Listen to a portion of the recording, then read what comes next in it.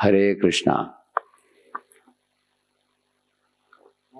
Yesterday, after the Narasimhadeva appears in the night, the twilight time, Hiranyakaship is finished. After that, all the demigods, they assemble to glorify Lord Narasimha, except Brahma, Vishnu, Mahesh. All other demigods were brought under control of Hiranyakashipu. Indra, Chandra, Varuna, Agni, all of them. So they all came in the front of the Lord, and one by one they offered various prayers and glorification of the Lord. So one of the things they say is how Hiranyakashipu suppressed their worship of Vishnu. He didn't allow them to perform yajna. He didn't allow them to perform temple worship.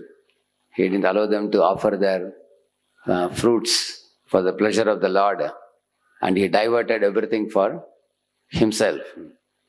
And now they all felt the freedom to be able to render service to the Lord joyfully from their hearts, which was always the case. They always wanted to render service to the Lord, but they were not allowed to.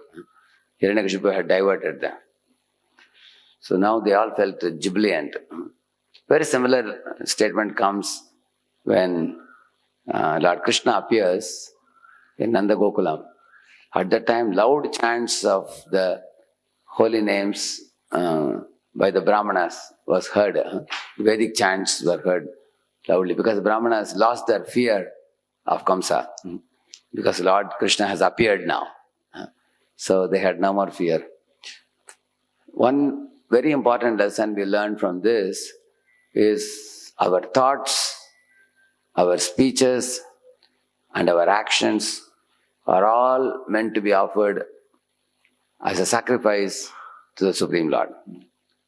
And that is what is called as Yajño Vai Vishnuhu. Samsiddhir Haritoshanam. Just as a chaste wife will decorate herself beautifully with beautiful sari, beautiful ornaments, she will comb her hair very nicely and look very elegant and attractive looking. She will cook nice foods. She will feed the husband and keep the home clean. Everything she does to see a smile on the face of the husband.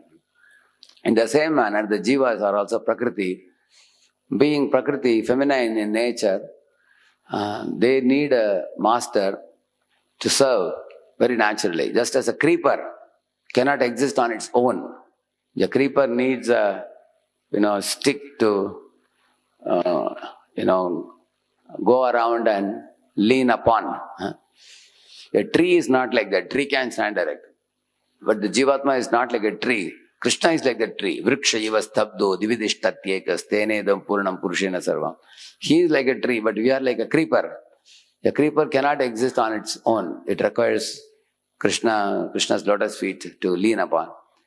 So, if we understand our true constitutional position, is to either lean on Krishna's side or lean on Maya's side.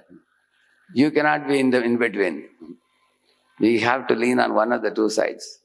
So in the material world, all the jivas are leaning on whose side? Maya's side. Spiritual world, all jivas are leaning on Krishna's side. And they feel joyfully engaged in Krishna's service. So, just as a chaste wife voluntarily, jubilantly, wholeheartedly serves her husband and feels delighted in the presence of her husband.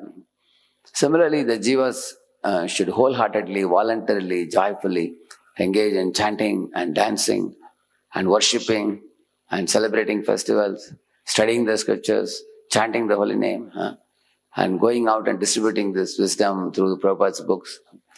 So we should consider ourselves like a chaste wife of Krishna, like a Sattvatam Pati, the word is used.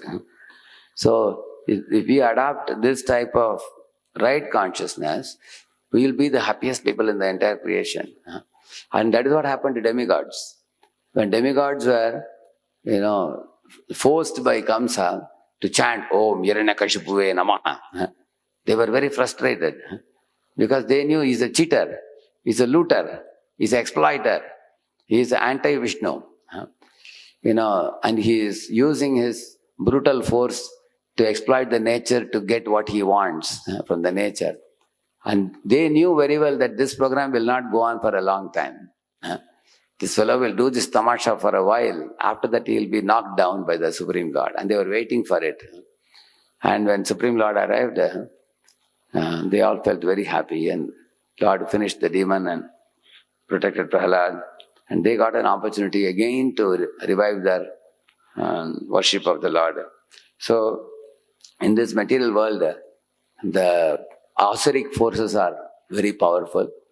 And the asuric forces dominate over the Daivi forces, not letting our divine inclinations to be given shape.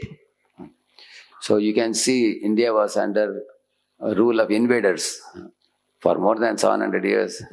After that there was British rule, and you can see that when such people come and dominate, there is a lot of force upon the religious practices, and there is difficulty in expressing our sentiments and fervors. But right now, we are in a situation where we have more freedom to express your devotional sentiments, study of the scriptures, performance of sacrifices, worship of Lord in the temples, and chanting and dancing. So, while that freedom is available, we should feel jubilant like the demigods. The demigods felt very happy that here is our Lord and we are allowed to cherish and glorify Him and worship Him. So, if we are not able to do this, that is because we are too much having self-importance. The self-importance means selfishness. I am the center of the world and everything revolves around me and everyone should be at my beck and call and my happiness is the topmost thing and everything and everyone exists for my pleasure. And this is the modern day education teaching. Modern day education is making a fool out of us that we are the center. Whereas Srimad Bhagavatam teaches us Krishna is the center. And we all are simply meant for His pleasure. And by giving Him pleasure, you get your happiness. There is no way to directly get your happiness. Your happiness actually comes by serving Him. So this is the last part of this pastime before Prahlad offers his prayers. So it is something very relevant to our everyday chanting. Because our everyday chanting is actually for the pleasure of Lord Krishna. If you see Haridas Thakur's section in Chaitanya Charitamrita, it is said, Haridas Thakur chanted 3 lakh names every day joyfully for the pleasure of Krishna, it is mentioned. And Krishna felt the greatest satisfaction in his chanting. So much so, in the form of Lord Chaitanya, he brought prasadam every day for Haridas Thakur to deliver it to him. So Krishna personally comes to give prasad to him, pleased with his chanting of the holy name. So our chanting of the holy name is also yajna. Yajnanam japa yajñosmi. So we should do it in this mood. Thank you, Lord Narasimha, you have arrived, you have destroyed the demon of atheism, you have destroyed the demon of unrestricted actions which have no reference to Krishna. You have destroyed the evil forces of the world which stunt our devotion. And you have given us a royal path back to Godhead. So we will chant your holy names very joyfully because Narasimha is ultimately Lord Krishna only. It's coming as Lord Narasimha. So in this mood, if we chant the holy name for His pleasure, and then without even our demanding or asking or expecting, our pleasure is guaranteed when we approach the Lord in this mood. Harinam Prabhu ki.